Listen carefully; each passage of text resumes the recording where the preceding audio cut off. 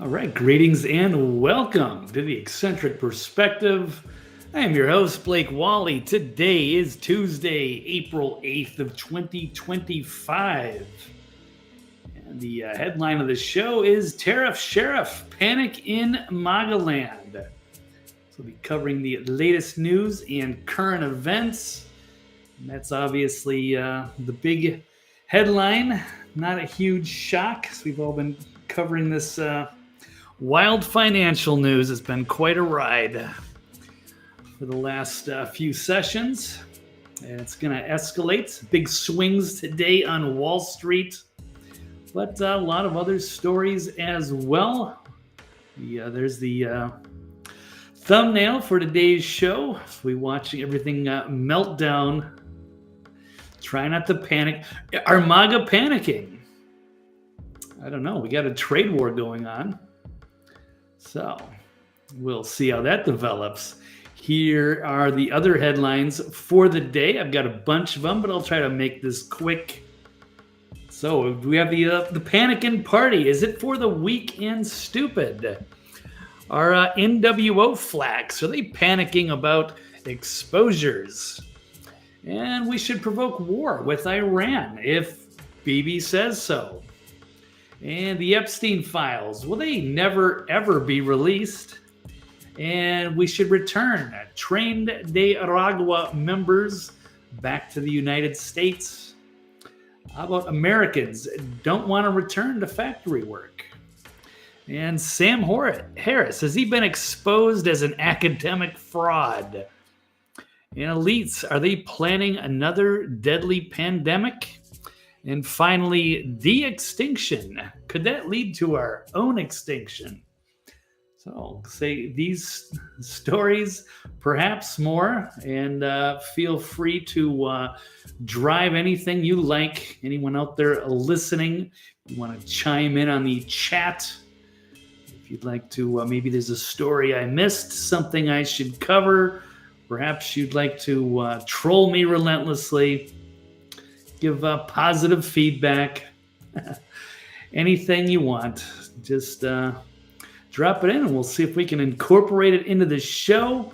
But for now, let's run an intro, and I will see you on the other side for the headline story and more.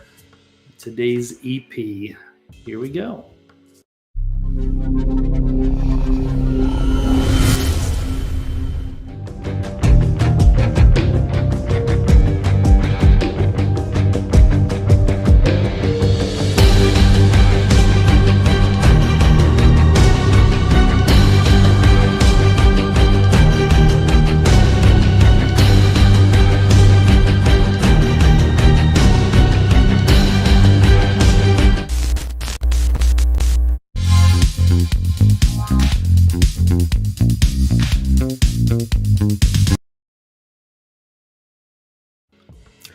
Okay, well, welcome back, everybody. Let's get started, shall we? Let me find the headline for today, though we do have breaking news too. But let's start here. Trump says, don't be a weak and stupid panican.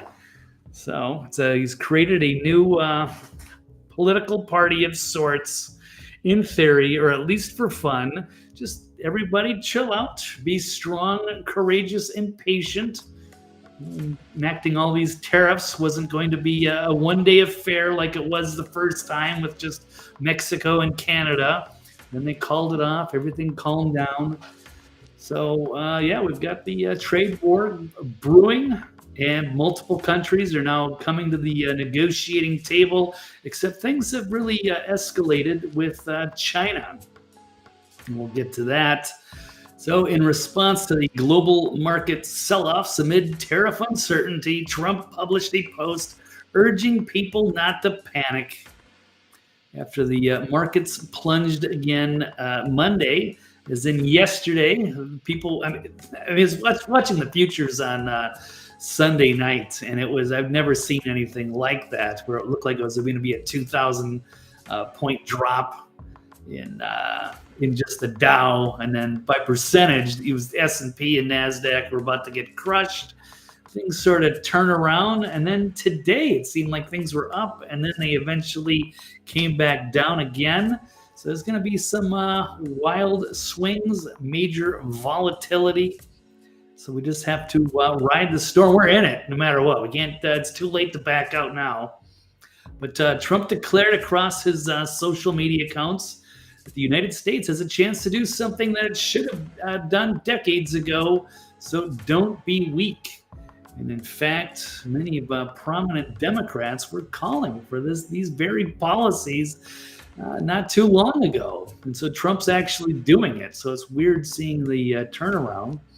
People are getting upset, and for a lot of the people that are investors or people that were, if you're stock traders or if you're brokers or if you're playing with leverage, you're certainly not going to like what's happening right now.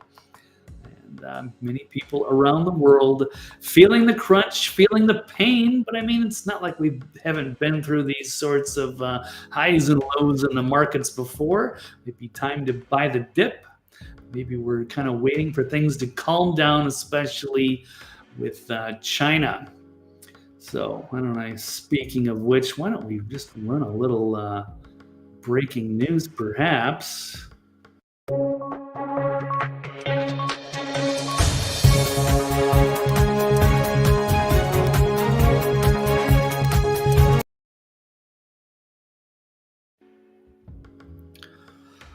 Okay. Well, things have escalated, I guess. Just in, Trump is now slapping a 104% tariff on communist China after Beijing defies the U.S. warning. And I think China, as bad as the markets were Thursday, Friday, Monday to some degree, mostly at last week, and then the beginning of Monday, China had one of its worst days ever, maybe in 20, 30 years. I forget off the cuff here, but certainly devastated them. And many of the Asian markets got rocked pretty hard. I mean, everybody's feeling the pain. There's really no safe havens. Even Bitcoin's going down to some extent. Gold and silver perhaps holding in a little bit better. So not a lot of safety, but yeah, maybe again, this is a good buying opportunity if you're into that sort of thing. If anybody has anything to throw into the dips, that is. A lot of people getting liquidated, but that's why you don't play with too much leverage if you can avoid it. But so Trump is taking the gloves off, not playing along with communist China, set to unleash a devastating 104% tariff. That would be a Wednesday, tomorrow. Or is this 12 o'clock? Does this kick in? Yeah, right around the time the market's open. After Beijing ignored his 12 o'clock deadline to lift its retaliatory tariffs. So according to Fox Business, God, these ads on Gateway Pundit are just horrific. I'm going to try not to scroll down any further and avoid the shock from all these graphic medical advertisements. So, White House Press Secretary Caroline Leavitt dropped the bombshell earlier today, confirming the tariffs kicked in at noon because China's overlords refused to back down from their own duties on American goods. So things are getting amplified out there, which is going to cause more uncertainty and is probably one of the major reasons why the market swung so much as it did. Here's a look at the Market Watch. U.S. stocks suffering a major reversal and lower after starting out high. Looked like a big rally this morning, but not so fast. So everybody chill out. But there's certainly been much worse times for the market in years past. And hopefully this is temporary, but we don't know. Because there was only one way to find out, and we knew it was going to be bad in the short term. So I don't know why a lot of people are acting shocked. It's what a lot of people voted for. And in order to make change, I guess these are the sorts of bold moves you have to make. Risk reward. So it looked like the Asia markets actually did okay, but I'm assuming they are closed now, so maybe they'll crash overnight. I'm not really sure. It's hard to predict with any certainty these days, and things could change very dramatically, very quickly. So anyway, and this is something that, even Democrats would have agreed with back in the day. We'll run a couple clips. No surprise here. Jim Cramer predicted wrong that Trump's tariffs would cause Black Monday market crash. Although, to be fair, I mean, those futures were pretty ugly. It's opened up bad, and then it turned around, and kind of the opposite today. In a way, wasn't that down that bad. Okay, but it's not the end of the world, at least not yet. All right, so let's see. Also, the U.S. insists on its own way. It says China will fight to the end. So, yeah, we got a big slugfest going on right now. Big game of economic chicken, I suppose, with Trump versus Xi Jinping, the powerhouse Chinese. So, yes, the President Trump issued an ultimatum to the Communist Party: withdraw your 34% retaliatory tariff or face a 50% tariff, which has now been escalated to, I guess, 108. So just doubled it. All right, not messing around. Okay, what else do we have? China's also threatening a Hollywood blackout in retaliation against the Trump tariffs. Of course, the conservatives say let them. Anybody want to know why? It's because of all of the woke garbage, and because the Chinese, there's so much money to be made in a lot of Hollywood studios. That's kind of what they design some of their movies for, those big blockbusters, because they could make a fortune in China. But then China is always, giving suggestions on how they can censor different things. And so many people don't like the way Hollywood has changed over the years, and now they are catering to people who could be viewed as an enemy, and people that censor speech and many other things, and are just a different sort of society that have no business telling us what we should do. But then again, hey, it's the free market, and if the Hollywood studios are making money on the Chinese, I get it. So, but anyway, that's just another part of this battle that's happening. White House shutting down 90-day tariff pause rumors.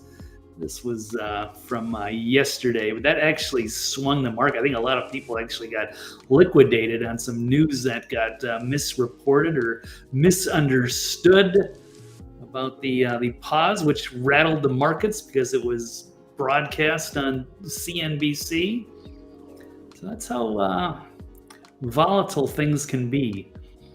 How just one statement, just one thing gets misunderstood, taken out of context, and then it changes the market pretty dramatically. People are out panic selling or what have you. Bill Ackman was out there freaking out about it was like a nuclear type of winner, but then it turns out, he's got a lot of money invested in the stock market and his firm, and they're probably leveraged pretty heavily. So they're going to get squeezed and liquidated. And so they are understandably panicking, but I don't think this really affects the average American all too much. And this is just kind of par for the course. Sometimes you just have to ride these things out. So as long as you don't panic sell, you'll be fine, I would assume, at least for most. So let's take a look at some of the hypocrisy here. Let's look at Chuck Schumer back in 2005 saying what we needed was big tariffs on China. So what changed? In 2005, Chucky Schumer passionately advocating for a 27.5% tariff on China, calling their trade policies unfair. Isn't that what Trump has been saying for years? Unfair trade policies that need to change because we are $37 trillion in debt.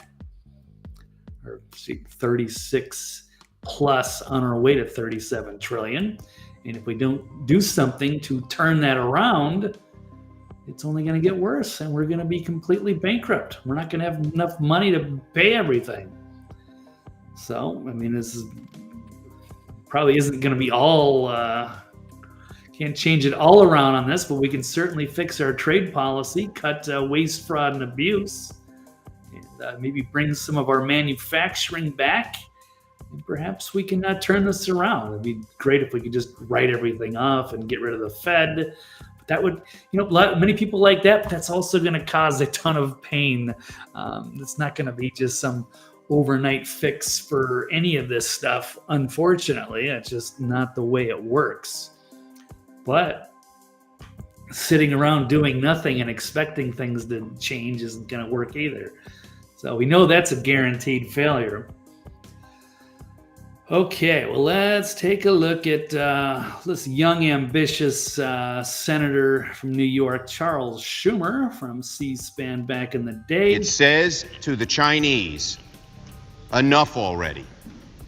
It says to the Chinese that their unfair trade policies have got to end.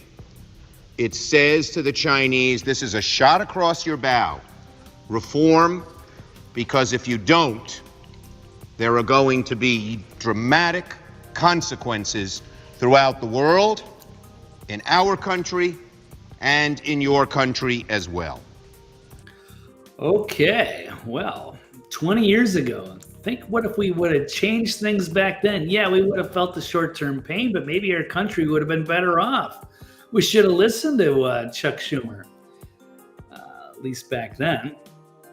And he was also, he's also resurfaced back in 1996 as well, talking about how we got to fix the problems with the border. Wow, I agree so much back with the old Chucky Schumer from back in the day. And those actually were the days where I was actually more of a Democrat than a Republican. And this is, they actually had some sanity. They actually made some sense before they turned into a bunch of woke, radical lunatics that they've devolved into today, unfortunately. And let's see, I thought there was another one with Pelosi talking about, waste, fraud, and abuse. Let's take a look at this one. We cannot keep our promises on Medicare. We simply must make the cuts in waste, fraud, and abuse in Medicare so that the benefits and the premiums are untouched. We owe it to our seniors. We owe it to our country. Notice the contrast between then and now. They're freaking out. If you walked up to one of these like Tesla dealerships where they're having all of these staged protests, these AstroTurf activist, big donor-funded protests, people are going to be talking about, they're going to get rid of Medicare, they're going to get rid of my Social Security. Like, no, they're not. But they're following Nancy's advice right here. You got to get rid of the waste, fraud, and abuse. There's enough money to go around for the people that actually need it. All these corrupt middlemen who are taking all the money. Anywho, let's see. How about let's get back to Chuck Schumer again in 2017. So 12 years after that other speech. I'd like to see him explain his decision to the thousands of steelworkers whose jobs are on the line because their companies aren't competing on a level playing field because China repeatedly subsidizes, doesn't play by the rules, and cheats. Okay, and this was during Trump's first term. This is October 2017. It's another classic example of the Trump administration promising one thing but doing another. President Trump has promised many times to crack down on China, and still 10 months into his administration, his Commerce Secretary is once again needlessly delaying a preliminary step in that effort. No, it makes a good point now, but how are they going to be against what Trump is doing now? He's doing exactly what they were suggesting years ago. 2017, 2005. I think back even in like 96, 98, somewhere in there, Pelosi. I mean, there's all these dinosaurs now. They were young and ambitious and made sense back then before the Obama years when they turned into flaming radicals. So, what happened to the party? Let's see. How about another one? 2006. Look at Joe Biden here. Folks, we have mortgaged our foreign policy. Everyone's out there going, oh my God, how in God's name? You know, the Chinese came here and the president didn't get anything. Guess what? They own us. Okay. Let's try another one. How about Bernie Sanders back in 2015? Many of the new jobs created in this country today are part-time and low-paying jobs. 30 or 40 years ago, working people who maybe had a high school degree could go out and get a job in a factory. They never got rich. Wasn't a glamorous job, but you know what? They had enough wages and benefits to make it into the middle class. But since 2001, we have lost almost 60,000 factories in America. And today, when young people graduate high school, they don't have the opportunity to work in a factory, to have a union job, to make middle class wages. The sad truth I'll keep going. of the matter is that we are in a race to the bottom. Wow. Bernie making sense. Right. Our economy has completely changed. Now, I don't know if we want to, if Americans are going to embrace the idea of going back to factory work again. I have that story in my stack coming up a little bit later. But yeah, this thing's changed. Yeah, it's a service economy. We've shipped our manufacturing overseas, and we're trillions of dollars in debt, and we keep adding it more to the debt, like every 100 days, like another trillion. It's unsustainable. So something's got to give. Or we could just, absorb ourselves into some sort of, world government program. Might be the solution the elites and the establishment want, but not if we want to keep America what it was intended to be. So let's we'll keep rolling a little bit of Bernie. I'm not going to play a 12-minute clip, but let's see if it continues to make sense here. And not only have our trade agreements cost us millions of decent paying jobs, but they have depressed wages in this country. On September 19th, Yeah, okay. So we have an imbalance going on with China for a long time. And we've it's hurt our country tremendously. Many of these leaders warned us about it back then. And now they're critical today, which doesn't make any sense. There was going to be short-term pain. Nobody said this was going to be easy. Otherwise, they could have just done it a long time ago. This is probably what they were trying to avoid because they know it's going to be unpopular and they know that there is risk involved. They know it's going to hurt for the first week, the first month, the first year. It's going to take some time to see if this strategy is going to work. Now, we can criticize that, the Trump administration perhaps their calculations were off with these reciprocal tariffs. So perhaps the numbers aren't exactly fair, and but everything's up for negotiation. So, but it looks like the one thing, the big problem, the elephant in the room here is with China. So That's the big one that has to be resolved in some way. And now we got two sides, powerful posturing and not ready to back down yet. But we'll see how these 108% tariffs are going to hit the Asian markets tomorrow. And then we'll see what the hell that happens across Europe and the United States. But I guess we're just going to have to wait 24 hours until the smoke clears. And hopefully there's a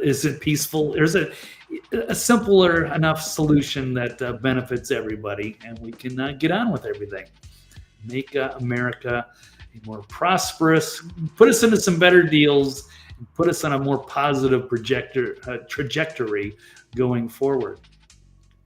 So, what else? So, another one. China is going to retaliate against tariffs by putting worse fortunes into cookies. That could be devastating. That's a good some trickery there. Well played. It's Babylon B. We've also got another satire article here. Protesters demanding more government waste. Yeah, it does sort of feel that way. And they just had a big nationwide protest day of temper tantrums on Saturday with all of the Tesla dealerships.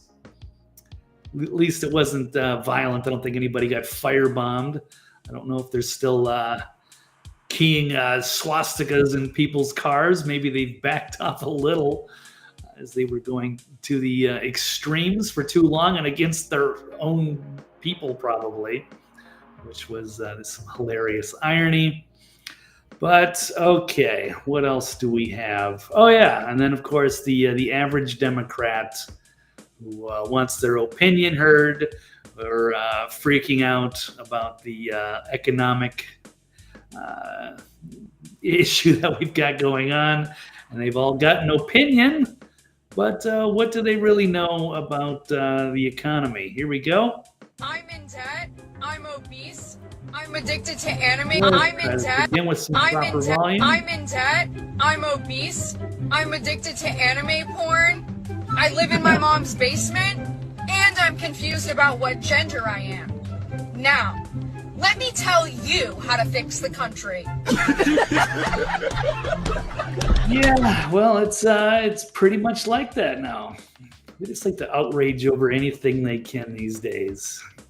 Anything that Trump does, it doesn't even matter. So it's good if you have people in your life that want to criticize, the Democrats that want to criticize what Trump is doing right now. You got to show them those old videos of Pelosi and Chucky Schumer, Nancy Pelosi, Bernie Sanders, and even Obama. People who are doing or wanted those policies, they're now getting them, and now they're acting like they didn't want anything to do with it. And the Doge. They talked about waste, fraud, and abuse. That's also Obama and Bill Clinton. Problem is they talked a big game and didn't actually do anything. Now they're just openly panicking about everything. Perhaps they're fearing being exposed, which goes to the next topic. So I'll get off the headline here and we'll say NWO flacks are panicking about exposures. Perhaps we'll see. So here's an InfoWars article talking about Stephen Colbert begging the deep state to take out President Trump, and because of the tariff scheme. And this is where I got that headline. So here's a breaking video from Alex Jones watching Stephen Colbert beg the deep state to take out Trump because the New World Order's mouthpieces are being told to panic into pure hysteria because the world of fraud and deception is disintegrating rapidly. So let's watch a couple minutes out of this. One bit of good news coming out of all this. It's all pretty solid proof that there is no deep state. Because if there was, they would have stopped this. Okay? Yeah, we'll get to But that. if they do exist, I just want to say to the cabal of financial and governmental elites who pull all the strings behind the scenes, maybe put a pause on your 5G chip JFK Jr. adrenochrome chemtrail orgy and jump in here, because we're f***ing dying. Fidelio. Fidelio.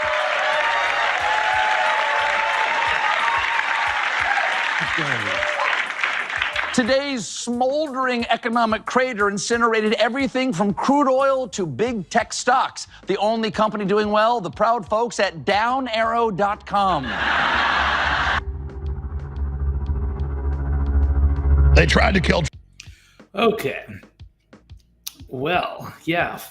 Oddly enough, I guess he forgot the time when the deep state tried to blow Trump's brains out on live TV in Butler, Pennsylvania. So, no, he is constantly under threat. They do not want him.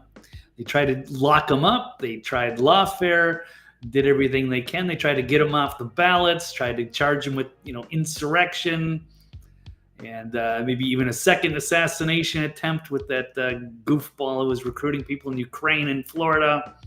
So there's been a lot of problems there. And they would love to take out what they perceive as the second coming of the Fuhrer. And it's very misguided. It's very dark.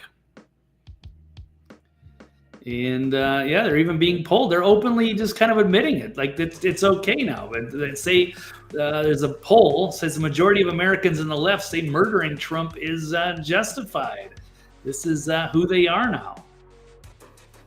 It's not about destroying him politically. It's just taking him out. And they're glorifying Luigi Mangione, who shot that big pharma CEO like a dog in the street. They're saying, basically calling, I need somebody else like that. Take one for the team. Whether it's Trump or Elon, somehow that's going to do things. It's going to make the country go in a better direction. Here's from Libs of TikTok saying alarming new report from the Network Contagion Research Institute shows how the left are increasingly normalizing violence. 55% say it's justified to kill Trump. So if another Luigi Mangione took out Trump, 55% would say, hey, it's okay because he's the bad man. Orange man bad. And nearly the same say it's justified to kill Elon. And 57% say it's acceptable to destroy Tesla dealerships. Just shows how unhinged they've become. So they're obsessed with the assassination culture. It's very strange to see how they've changed so much. And back to the extreme radical left. And I have no idea what their end game is. Like, let's just say, even if they were able to take people out, what are they going to replace them with? What are they going to do with the country? These people just have no long-term vision about anything. They just react emotionally in the moment to everything. Very strange times. So, and you can't take anything they say seriously anyway, because they've been wrong on so many key issues over the last 10 years that they're not really, intellectually honest enough to really have an opinion about anything anyway. So I checked out this story, because now that's become open to talk about Biden's condition. The fact is they were covering that up. So how many leftists that are outraged over Trump and Elon, how many of them were questioning Biden's mental capabilities over the years? None. So why can we take their opinion seriously on anything? These people wanted to lock the country down and force everybody to take the experimental jabs, mask up children. I mean, they've lost their damn minds. Have they backtracked from that? No. So they're wrong on Hunter Biden, the Biden crime family, so many of the key issues over the years. Wrong on Ukraine. And now it's becoming safe for them to admit about Biden's condition. So let's take a look at another great clip from Scott Jennings here on CNN. So there really aren't any credible voices left on the left. Might be just Jon Stewart, and maybe and occasionally Bill Maher. And both of them only work once a week now, so it's really hard to get some actually honest opinions from them, and they're being drowned out by all the radicals. I was going to criticize President Obama, but you handled it. So thank you. They don't pay me. These books. First of all, seeing that video of Kamala Harris and then these videos of Tim Walz the last few days, man, did we dodge a bullet? Lord have mercy. That's another thing. They can hate Trump all they want, but I mean, what are you putting up there? How is Kamala Harris qualified to be president? And this goofball, Tim Walz, that was the best they can do? I can take their opinions a little more seriously if they were trying to put up somebody that could have done something differently, that actually had some fresh ideas. Maybe somebody that sounded like classic Bernie Pelosi or Chucky Schumer from back in the day. But they don't have that anymore, and they just cover up everything. They march in lockstep, and they're on the wrong side of major issues. So they're not serious people. So I mean, their opinions are pretty much invalid on anything. So let's keep going. These books coming out. And it's also the opposite of, say, the Five on Fox News, where you have the one person's a Democrat versus four Republicans, and on the CNN panel, and of course it's like beating up a tomato can for the Fox hosts, 4-on-1 constantly. But Scott Jennings is, 1 versus 4, and he dominates them. So it just shows you who has the superior ideas these days.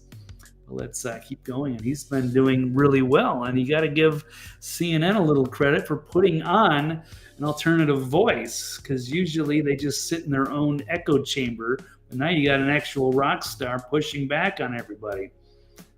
Did we dodge a bullet? Lord have mercy. These books coming out. Walking into the fire right now, These Scott. books coming out.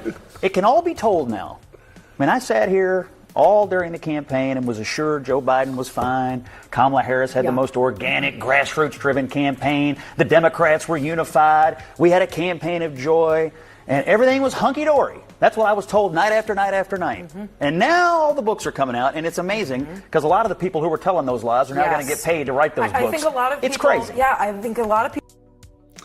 Yeah, it certainly is crazy.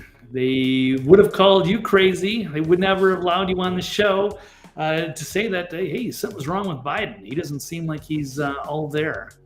But they went all in lockstep, covered that whole thing up. And now that it's finally broken open, now it's safe, and now they can finally admit it. So why should we take them seriously on anything? Most of them probably knew something was wrong and didn't say anything about it. Anywho, let's take a look at this tweet here. Elon Musk calling out Chucky Schumer. It says, Chuck, I'm starting to think you're getting a piece of the action with the government fraud, but no, that couldn't possibly be the reason, could it?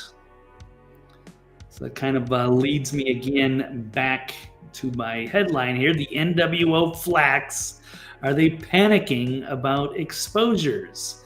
So with Doge, they're kind of like cornered rats. They're going after the slush funds. They're exposing the waste, fraud, and abuse that they've been exploiting for a long time to their own benefit. And you got to wonder where they're getting some of this money. And a lot of them are getting extremely rich while in office. And here you've got, Schumer, Bernie, and of course Elizabeth Warren, worth millions of dollars, becoming the oligarchs that they are always rallying about. So Trump let's see. They're saying congressional Republicans are going along so they can cut taxes for billionaires because he's criticizing that Trump has hit tariffs with the fan. That was your frickin' idea, pal, not that long ago. Want to do turn the tables against China? And they did. And now you're criticizing it. You're saying Doge is sabotaging Social Security, Medicare, and Medicaid. That's BS. We already ran the clip with Pelosi warning about the fraud going on in Medicare. And all Elon is saying is that if you don't get rid of these problems, these are going to ruin the programs. They're not trying to hurt, the people that need it. They got to try to get, save more money for the people that could benefit from all of these programs. So yeah, market is having its worst 3 days since COVID. Well, Chuck, if we would have listened to you 20 years ago, we would have had a bad 3 days in the market too. But anyway, that's how they spin it. So they're not serious people. Anyway, that's I think enough on that particular topic. Why don't we move to the next one? Probably more touch and go. We have number 3. What do I have? We should provoke war with Iran, if Bibi says. Well, Bibi, I don't know if he's still in D.C. He had a meeting with Trump in the Oval Office. There was an awkward moment. We'll show you that. Let's get back to that one. How about we got Trump requesting a record $1 trillion defense budget as war with Iran looms. So this could be alarming, and I'm sure Bibi would be very happy if we would get involved against his enemies. And but is that good for us? Doesn't sound like it. This could be quite devastating. You got to be very careful with these sorts of things. So President Trump announced he's requesting a record-breaking trillion. So what do we have? Yeah, $1 trillion for a Pentagon budget during a meeting with Netanyahu at the White House Monday.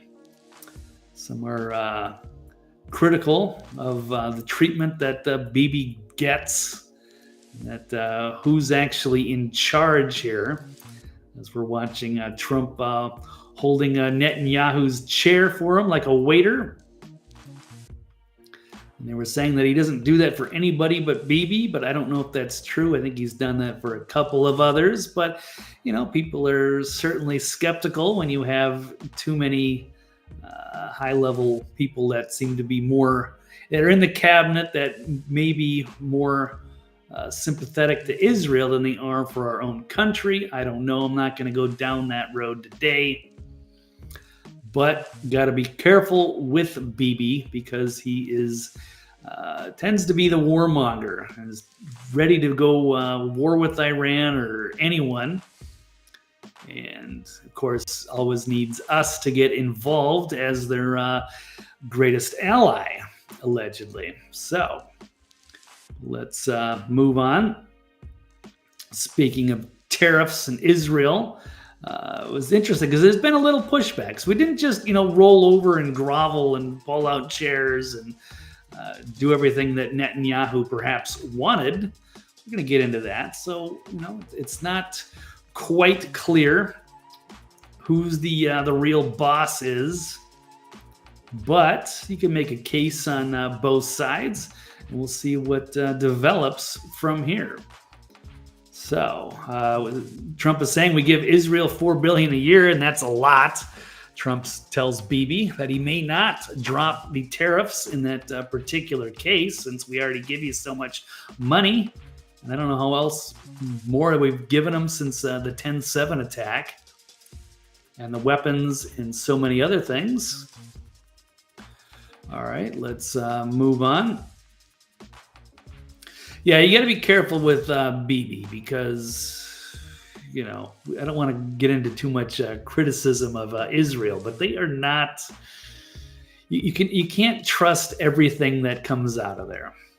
And you got they've been caught in numbers of different war crimes which are alarming to say the least.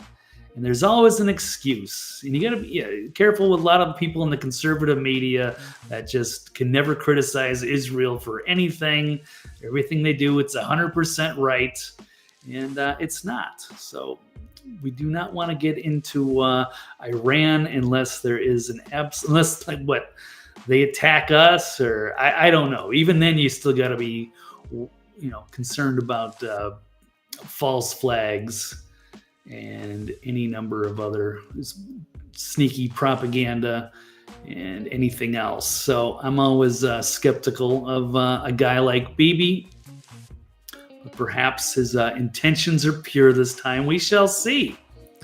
But he didn't seem very pleased that Trump was talking about meeting with Iran, which is, I think, the best way to do things.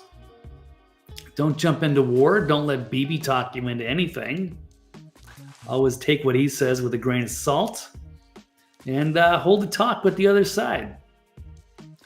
So that's what's good about Trump.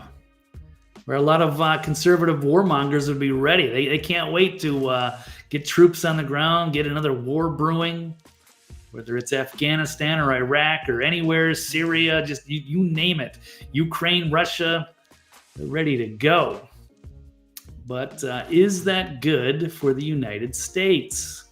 Probably not. So, United States will do the diplomatic thing.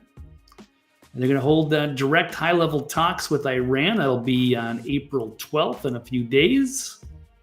And we're not sure if Bibi Netanyahu knew about that or if he found out about it on the spot. As I will point out that some of the videos that have come out. So I think Trump says, I think everybody agrees that doing a deal would be preferable to doing the obvious, which is to just, let Bibi talk you into war. So you do not want military action. That's the very, very last resort, because that will not be good for anybody outside of the people that benefit from these sorts of things. The military-industrial complex says, the obvious is not something that I want to be involved with, or frankly, that Israel wants to be involved with if they can avoid it. Well, I'm sure Bibi would, because then he could stay in power forever during an emergency. So maybe a deal's going to be made. And Trump did not say where the very big meeting will be held, but or who might be at the negotiating table. But there will be some high-level senior officials in for a visit, and we'll try to find the diplomatic solution. So, did that catch Bibi by surprise? Here's Brian Cates making that case, saying Bibi looks nervous, and Trump teases a very big meeting with Iran after Netanyahu talks. So let's take a look at Bibi's body language. There he is with his normal little devilish grin there. We're having direct talks with Iran, and they've started. It'll go on Saturday. We have a very big meeting, and we'll see what can happen. And I think everybody agrees that doing a deal would be preferable. He looks, look at him, the body language, he looks a little sad. Like he just wants he wants to be the only guy. He wants to be the confidant there. He does not want the other side to say, give their take on the situation, because Bibi won't get his way. Right now, he's got some competition. So who's Trump going to believe? Who's he going to side with in this particular case? Is it with Bibi or the Iranian regime? Interesting. To doing the obvious. And the obvious is not something that I want to be involved with, or frankly, that Israel wants to be involved with if they can avoid it. So we're going to see if we can avoid it. Not used to seeing that kind of dejected look on Bibi's face. But it's getting to be very dangerous territory. And hopefully those talks will be successful. That's also why it's so interesting to have the transparency here, because we had that meeting with Zelensky that didn't go too well. And you could see the body language there. Zelensky did not handle it. And Yeah, even the people that were there realized like this is not going well. And so Bibi perhaps was blindsided by this. He just thought he was going to go in, they get rid of the tariffs. He talked Trump into escalating tensions with Iran, call it a day. But no, there's been an obstacle presented, and now he doesn't know what to do. But I'm okay with that. Let's do what's best for everybody, not Bibi. Okay, well, I think that covers that issue. Getting back to the headlines. The Panican Party, is it for the weak and stupid?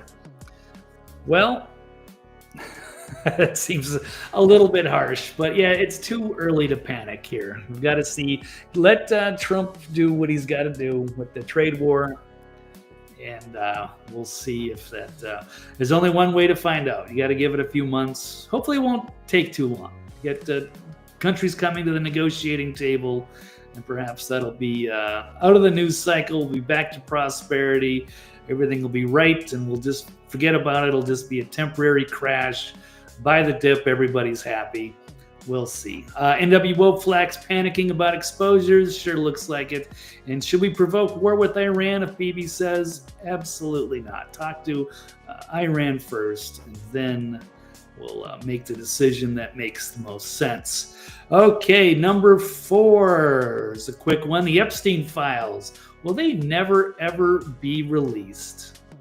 Well, I don't know. So far, I'm going to have to say yes. They're continuing to stonewall this issue. It's wild. And I actually haven't even seen this video. It's only 38 seconds. But it's good to see Representative Anna Luna and Matt Gaetz are still talking about this. Matt is asking what happened to the Epstein files, and Luna isn't getting the answers. So, because she's appeared on his show to continue. So here is the latest info on this crazy story. Is that I have tried very hard. I don't know why the volume keeps getting reset, but let's try this again. The one thing I've been very frustrated with, Matt, is that I have tried very hard to obtain the Jeffrey Epstein files. I have been contacting the Department of Justice. I've even chased down the FBI, and I keep getting the same thing. We are reviewing documents. I don't believe that the process has been as good as the JFK rollout and the MLK and the RFK rollout will be. And so I'm going to continue to put pressure on the DOJ to release that information. Look, there's bad people that haven't been charged for doing really horrible things with underage people. And frankly, has the DOJ given you any timeline on that, Anna? No. In fact, I haven't really gotten any communication from the DOJ. Okay. So nothing on the Epstein stuff.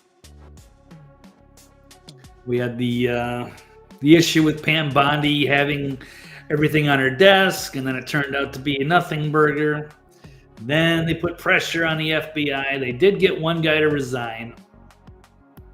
And then supposedly a truckload of material came, and then nothing came about it. Oh, cool. We'll just go through some of it and redact some of the victims' names, and then we'll give you the information. Okay, well, we're still waiting. I mean, they can't even give us a taste. Something. I mean, they don't have to have the entire thing presented all perfectly.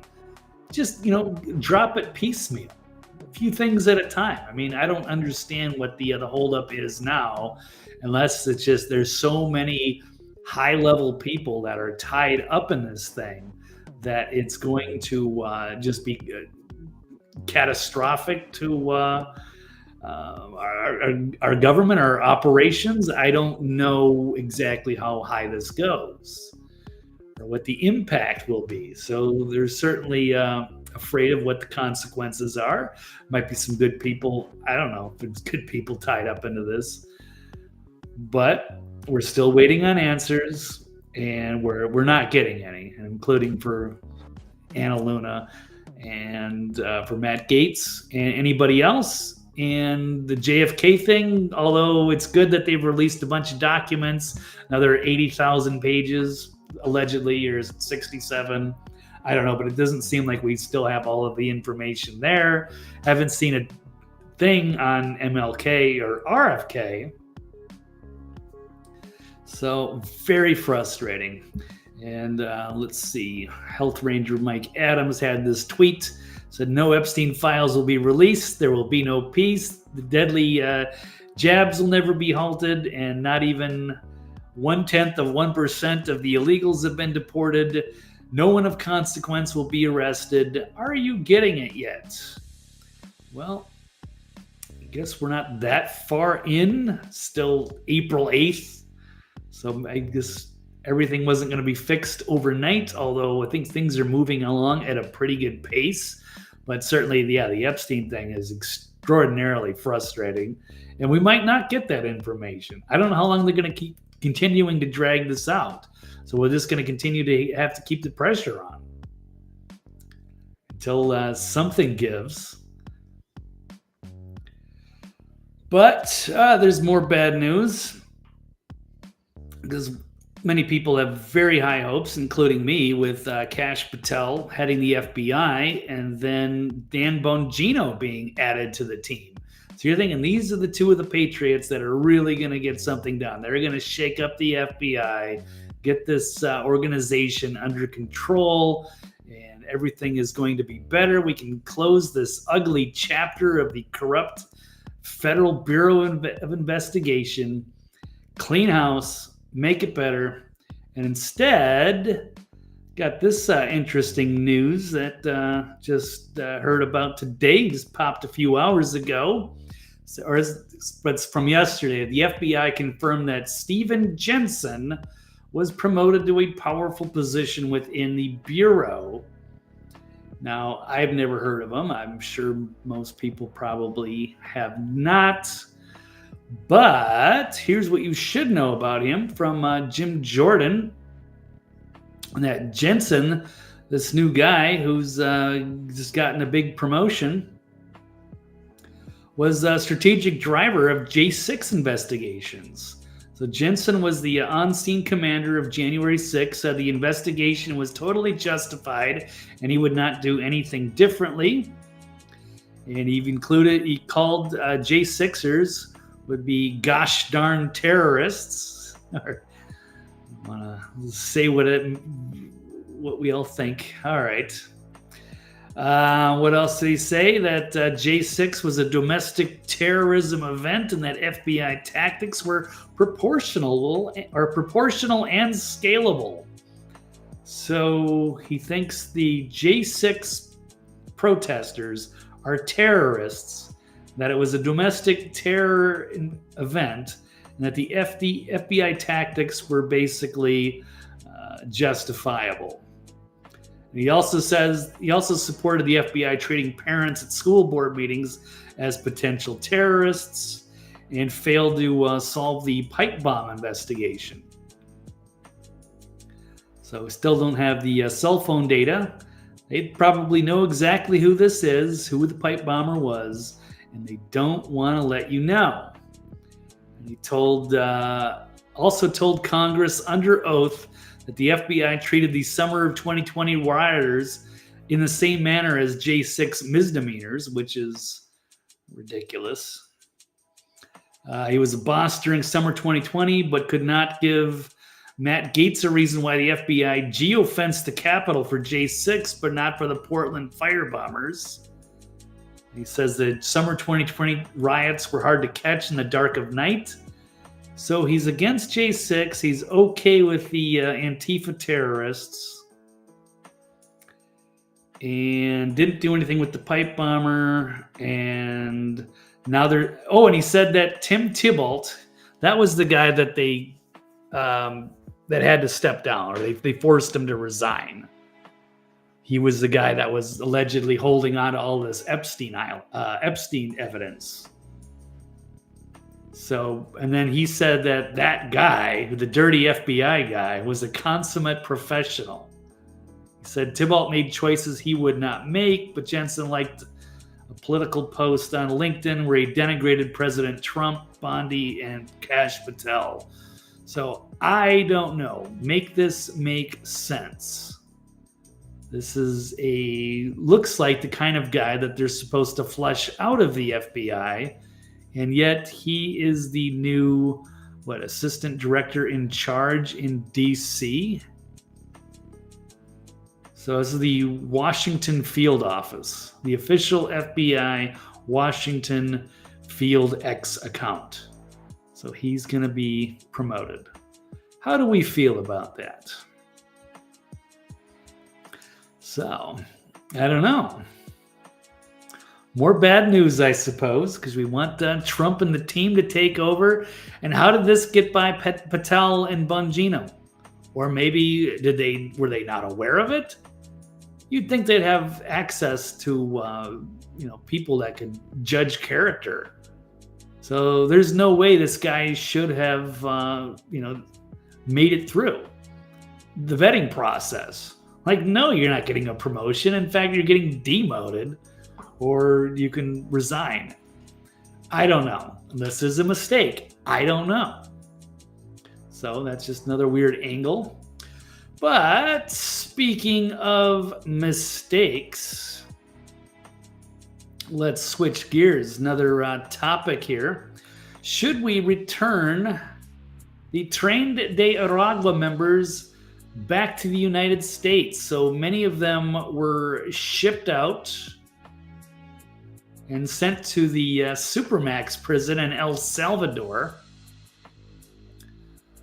where a lot of them probably belong. These are dangerous, violent gang members in our communities, and they rounded a bunch of them out. MS-13, Tren de Aragua, shipped them off to the CCOT Center, where they will spend the rest of their life in a militarized tyranny. But maybe one of those guys was actually innocent. So there's one guy that could perhaps come back, but I'm confused on what the Democrats are trying to do here, because one judge, and it looks like one representative, are demanding return, I don't know, of everybody. They want 17 deported Tren de Aragua and MS-13 gang members. So this is just the recent one. They've sent I think it was 200 something, 238 if I remember correctly. And then they deported another 17 more. But Representative Jamie Raskin has condemned the deportations as unlawful and accusing Republicans of undermining judicial authority after a federal judge ordered the deportation flights to be turned back. Leftists argue at least one deportee, a Maryland father, was innocent, although Republicans, including J.D. Vance, dismissed that, citing prior court rulings linking him to MS-13.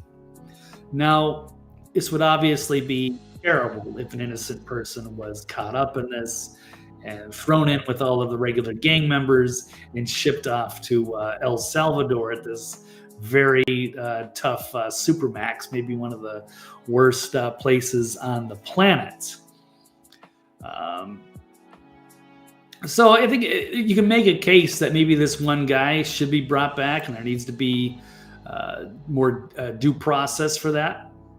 And it's bad to make a mistake, but it's worse to not correct the mistake once you've realized that one of these guys might not be the criminal gang member we think.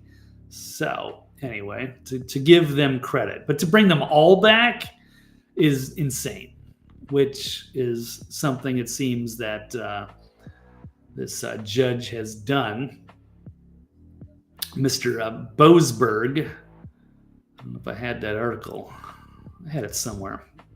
But the Supreme Court has halted the rogue judge's shocking order to return gang members to the United States. So in a dramatic escalation of a high-stakes legal battle, SCOTUS stepped in Monday to stop the federal judge's controversial order that would have forced the government to bring back a deported gang member.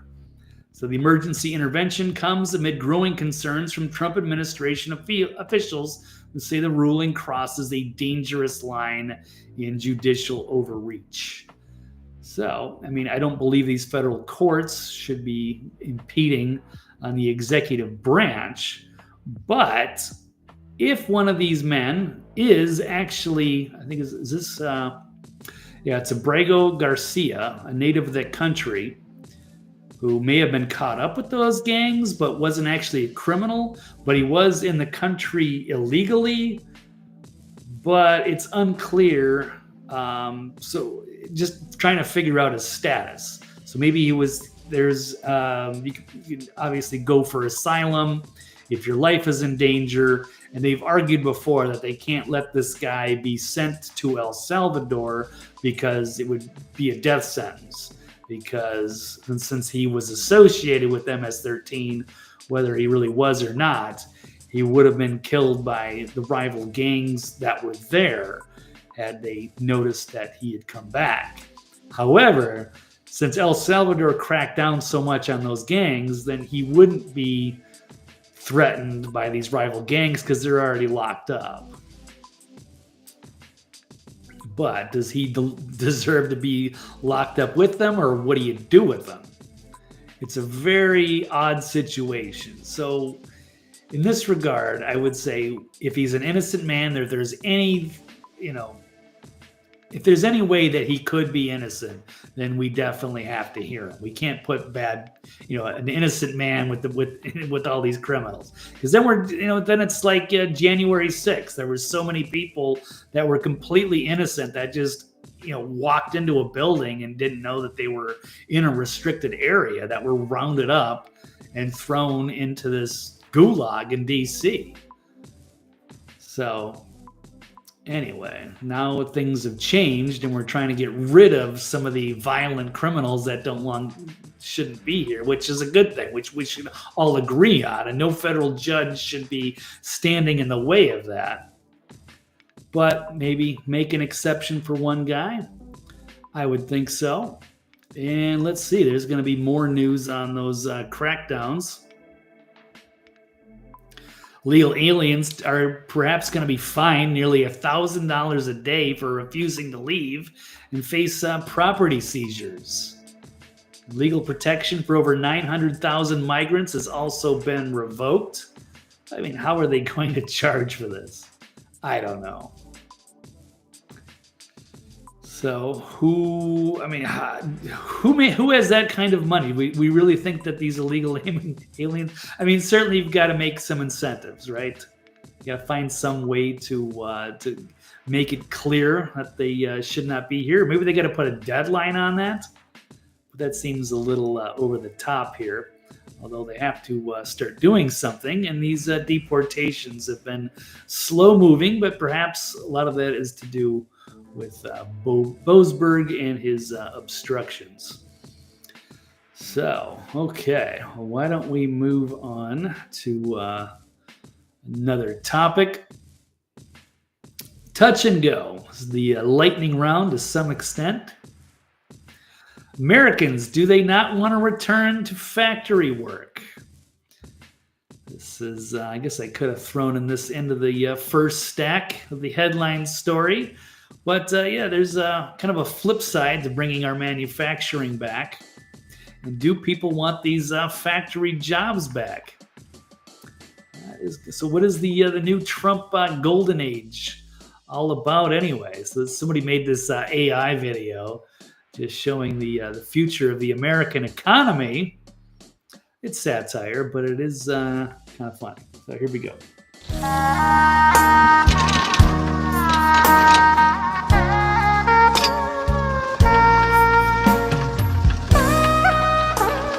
I'm just going to turn the volume down just in case I get flagged for it for some reason.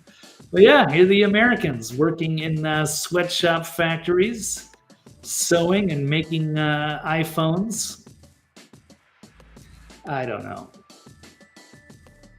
Got to have some manufacturing and some factory workers, but perhaps some of those are going to be replaced with robotics anyway.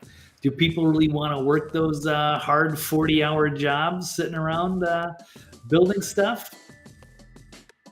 Maybe, maybe not. It'll certainly bring wealth back into the country, and we won't be dependent on other countries to that control so many goods. One of the problems we have with China is that they're, have pharmaceuticals things that we need, and we're overseas. We have no manufacturing. All of our raw materials and labor is all been outsourced. There's a drawback to that. But are people going to embrace these jobs back? And we did see the Bernie Sanders talking about that. Now we got this weird service economy or gig work economy, and nobody has these types of jobs anymore. But these are sort of like soul crushing anyway. So I don't know if they're going to be replaced by AI anyway. I don't know. I don't know how the economy of the future is going to work. I wish maybe we could just get rid of just write off this whole Federal Reserve System, just start the entire game over. I don't know if that's doable. Might be at some point. If we can correct this, I'm not sure. And what people are going to do going forward with their time, and is there enough money and jobs to go around, or would this play in a benefit? Because who wants the soul-crushing 40-hour-a-week jobs anyway? Nobody. So maybe they can reduce the minimum? I don't know. So how do you keep people engaged and happy? I don't know. But that doesn't look fun. But some people like the reliability. I don't know. Okay, next topic. Sam Harris. Has he been exposed as an academic fraud? Let's check this one out. Kind of an interesting video that came out over the weekend. Dave Smith pointed this out because he got criticized publicly by Sam Harris for having... He's critical of like basically anybody he disagrees with being on the Joe Rogan show. Like he gets, say in that, or who gets the right to speak on that. So you got to get past the the purity test from Sam Harris. If you have the right academics and if you're on the same page, I would think it's good to have multiple opinions on everything, and then see what happens and have a healthy discourse. It's always good. Here's Sam Harris. I don't know. He gets paraded around as some sort of intellectual guy. I'm not really sure why. He's been on Joe Rogan because he went to Stanford and his mom created the Golden Girls show. So he's like a spoiled rich kid, trust fund kid. Got his life got an easy ride, and now he thinks he's can correct everybody on the issues. But let's see what he's got to say on this. Joe is a genuinely good guy who wants good things for people. Volume again, once again. Let's. He's praising Joe to some extent. Joe is a genuinely good guy who wants good things for people. But he is honestly in over his head on so many topics of great consequence, right? When he brings someone on to just shoot them. So if he's over his head and he brings somebody in to kind of explain things to him and to the lay people or to an audience, break things down, that's what makes it an interesting show. You get interesting people talking about interesting things, presenting it in a way we all understand, and that's cool. And sometimes there's going to be multiple perspectives on things. So it just feeds the curiosity and lets the listener kind of decide for themselves. The shit about, how the Holocaust is not what you think it was, right? Maybe Churchill's the bad guy. And I guess he's taking things out of context. Now, I really appreciate Dave Smith. He's a smart guy, and he's been very critical of Israel. And he's a Jewish guy, so I can respect that. Because Sam Harris is too, and they disagree on certain things. I don't think he ever questioned the Holocaust. Made some criticisms of Churchill.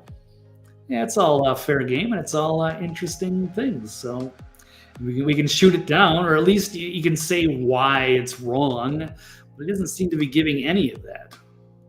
In World War II, Was that Tucker? Or he's got Dave Smith, being treated as an expert on. Or maybe he's criticizing Ian Carroll too, and it's all fair game. Battleground of ideas, which is also something that Clint Russell is saying, prominent libertarian. He's calling it the marketplace of ideas. So let's keep going. Israel and Palestine and the history of that conflict and the moral emergency that came to the world's attention on October 7th, and what is appropriate to think in the aftermath of all of that, right?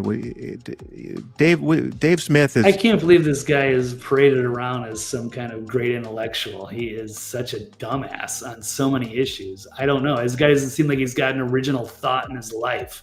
He's written a bunch of books, got the easy ride to Stanford, and thinks he's got the, I guess, moral authority to judge who Rogan has on his show or not.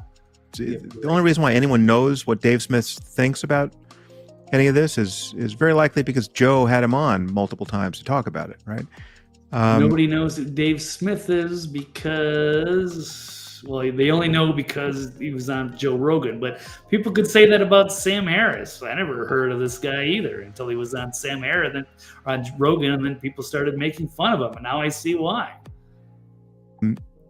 He's a pure misinformation artist, and But what are you? Why don't you explain why he's a misinformation artist? In fact, I would love to see if Sam Harris actually had the balls to sit down with Dave Smith, who has done a tremendous job in all of his debates. I think he's run over a lot of pretty prominent people in his debates, and he's certainly very open about that. But a lot of people fear that, especially some of these academics who seem like they're just indoctrinated.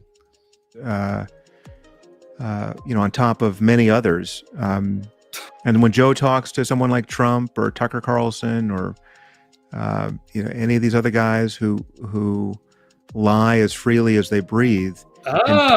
Everyone's a liar. Except him, I guess. He's the purity test. He's been wrong on so many issues, and he's never admitted once that I've seen. Like, oh yeah, maybe I was incorrect on this. I had this wrong, but then I changed my opinion. No, he just basically criticizes anybody else who has a different opinion, but doesn't give any reasons why. Any persuasive argument whatsoever. Doesn't push back against any of their lies. In fact, in Trump's case, really fairly energetically helped put his lies. Sam Harris and Sam Cedar are just pseudo-intellectuals, and they are embarrassing. We'll continue. They're smart guys in a way, but intellectual, I don't know. Into the most plausible possible shape. It is irresponsible. I mean, it is directly harmful. Our society is as politically shattered as it is, in part because of how Joe has interacted with information. Again, I think a lot of this is inadvertent. Joe is pretty open-minded and has a lot of interesting people from a variety of different perspectives, which is healthy for discourse, for people to get multiple sources and kind of read and kind of make up their own mind to some degree. And not being or maybe all of it's inadvertent. Like Sam here. But it is also avoidable, right? He could actually take the responsibility that really is his to take at this point to get his facts straight and have someone other than Jamie there riding shotgun with him. Where, I mean, he could have two brilliant journalists whose full-time job, he could pay each of them $1 million a year just to sit there and make sure he doesn't put his foot in his mouth in a colossal. Oh my God, this guy somebody should stop him from putting his foot in his mouth. He's actually suggesting that Joe Rogan should hire two journalists that each get paid $1 million a piece. And who chooses the journalists? Who gets to decide who's telling the truth? Pay like Glenn Greenwald $1 million, or Seymour Hersh. What kind of journalists are we talking about here? Who's credible? I don't know. This is insane. I don't get this guy.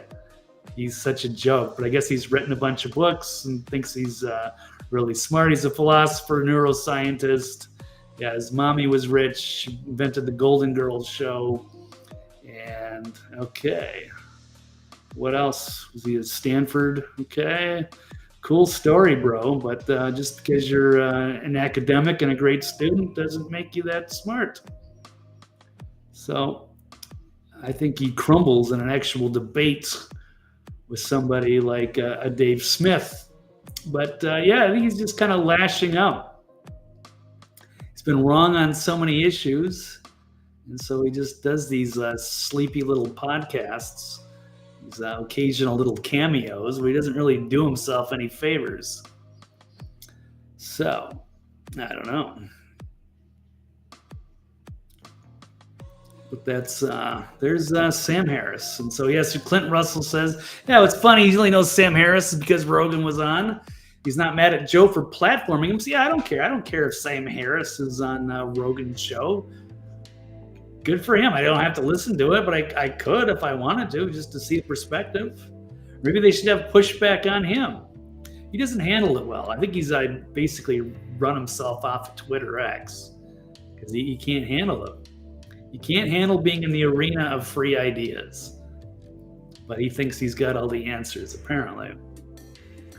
So, yeah, welcome to the marketplace of ideas, Sam, where it doesn't hold up real well. Okay, let's move on. Ooh, we're almost to that. We're almost to my limit here. I like to set the limit at 90 minutes, so I got about 9 more minutes left in the show. We got 2 more quick topics. So our elites, are they planning another deadly pandemic? Well, does seem to be the case. Might be in the cards again. Remember during 2020, during our first one, we'd noticed they'd found video of Anthony Fauci talking about how there would be a surprise outbreak during the Trump administration, and he was certainly right. Then it kind of made us curious. And it turns out he's funding gain of research that particular Wuhan lab. What a coincidence. Now he's touting the next outbreak. So let's check out this clip here.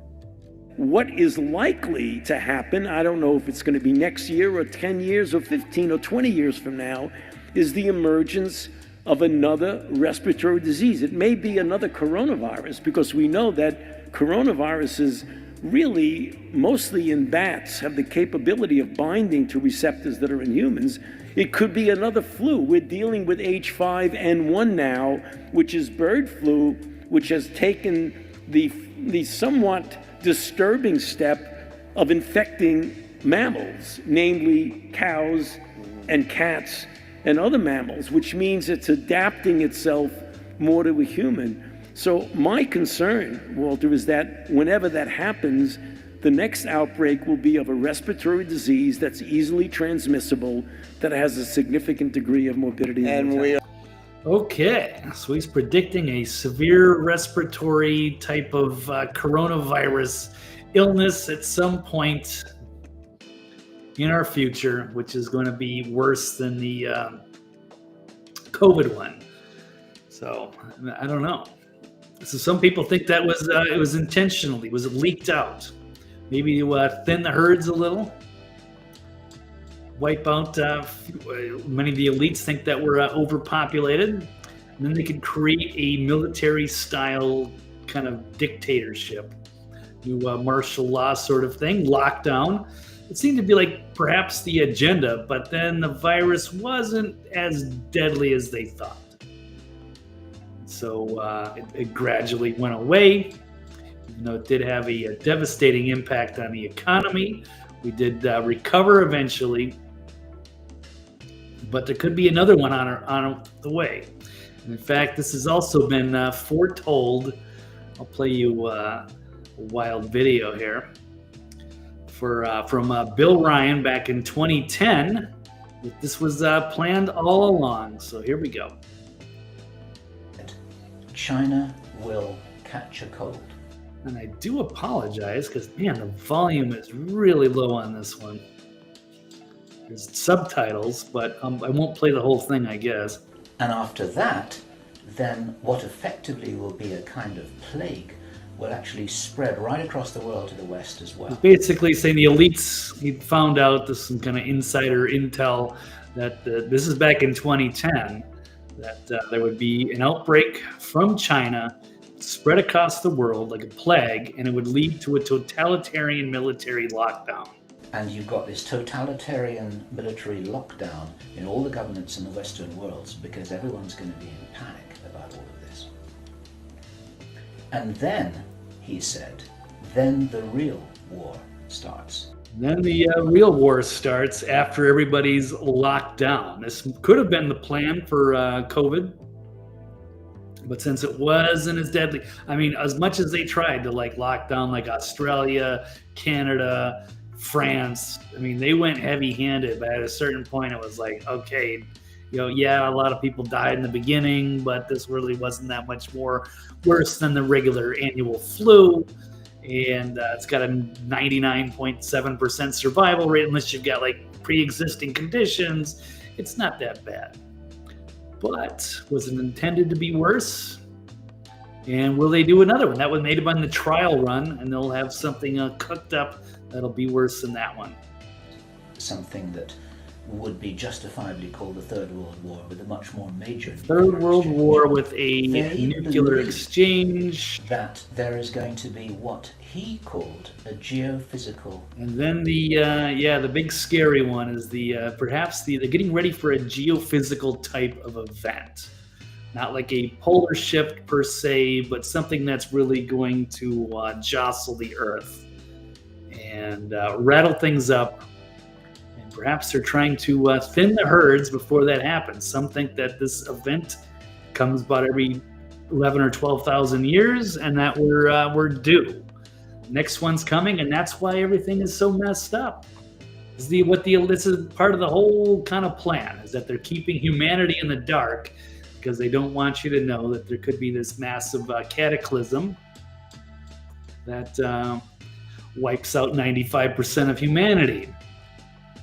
They don't want everybody panicking and running to all the safe areas. So they're going to thin the herds and try to prevent the zombie apocalypse from all of the desperate people out there fighting for survival. I don't know. Could be. We shall see. It's going to be a very exciting future. And hello, Jody. Yes. Rest Fauci, and that solves future outbreaks. Yeah, perhaps. I mean, it's going to go higher than him. Because you got Bill Gates and so many of the elites. But yeah, that could be a great thing. If they can dig in, see if they get Rand Paul on them, and Robert Kennedy, HHS, find a way to get past the blanket pardon on Fauci, and then start digging their way up. Maybe they could do something about this. What could lead to Bill Gates, World Economic Forum, and some of these globalists that want to thin our numbers. So I don't know. That would be one way to get rid of it. I think that's a great idea. Start there and work our way up. The anti-human globalists. Okay, well, one final story before I call it a day is got speaking of extinction, perhaps these animals were wiped out in the last cataclysm. That would be the Younger Dryas 12,000 years ago. Kind of reset everything. Something devastating happened that rocked the planet, and we had to rebuild everything all over, and then lost our history. Yeah, perhaps right on. We're trying to put these puzzles, trying to put all the pieces of this puzzle together of our history. We have so many amazing sites all over the planet. The pyramids, or Machu Picchu, Göbekli Tepe, and Stonehenge, and pyramids all over the place. Angkor Wat, Malta, proof that we had ancient civilization that once thrived across the earth. They were wiped out in a cataclysm, maybe went underground, rebuilt everything, and then we've lost access to that history. And so now we're just now we're getting ready for another one of these events. It's going to wipe us out, and it's going to take another 12,000 years to build us back. And hopefully we can do it better next time. But I don't know. So it's this weird spiritual simulation of sorts, I suppose. And now they're playing God with these, bringing back their, what is it called? De-extinction. These brought back dire wolves. It's a species lost for 12,500 years, and it was popularized on Game of Thrones. So a lot of species do get wiped out. So like the woolly mammoths, that's an odd one. Because they find them in like Siberia or, Canada. It's always in some like weird remote locations. They find woolly mammoths that have like, food still in their stomach. They think they were in the process of eating when they were flash frozen and died. And that kind of shows you proof that perhaps the continents moved. Because there's no way a woolly mammoth could survive in the tundra. There wouldn't be enough vegetation for them to eat. So what's become clear, what seems obvious, is that they were once in a more tropical location. A lot of elephants we think of in Africa or India or warmer tropical environments. But if you flip the earth a bit and they wound up on the North or South Pole, they probably would freeze pretty quickly. Anyway, it's a story for another day. That's another extinct animal. Will they try to bring them back? It started with the dire wolves, but we've seen these movies before. It usually doesn't work out too well. Here we go. There it is. Welcome to Jurassic Park. Yes. Trying to bring back the dinosaur. Yeah, that would be a great amusement park until shit goes bad. And then they escape and start attacking humans. So that could work against us. I don't know what these dire wolves. It's not saber-toothed tigers or one of the apex predators. I don't know. I don't know how big they get. It is pretty amazing that they're able to just recover some DNA from an old bone fragments and bring back a wolf. Bring back a living creature like that. Extraordinary. They also, they're cute, right? They're cute for now. We'll see what happens. They'll keep an eye on them. Start with a couple of wolves, but then do they switch to dinosaurs next? We saw Alien Resurrection, one of my favorite movies. Not nearly as good as the first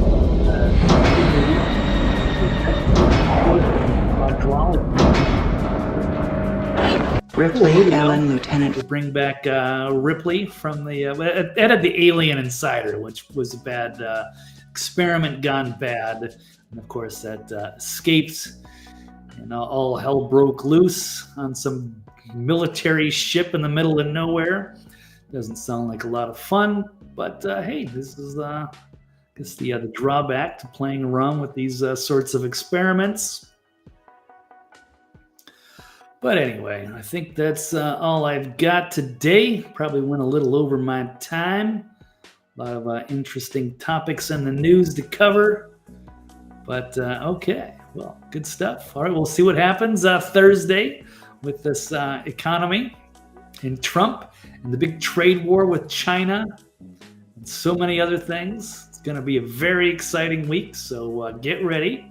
And I will be back tonight. If you want to catch Toxically Masculine Tuesday with Mike Barra and Dr. Brooks Agnew and Trail Boss Steve Doran, that will be on at 9 o'clock Eastern Standard Time. So if you want to check out more of that, perhaps the best roundtable on the internet. And I'll be back Thursday for the next Eccentric Perspective 4 o'clock Eastern Time if you want to join it live, or you can catch the archive on my website, thenextlevelnews.com. But for now, I must call it a day. Thank you all for being here. Please like and subscribe, and we will do it all again next time. Take care. I'm out.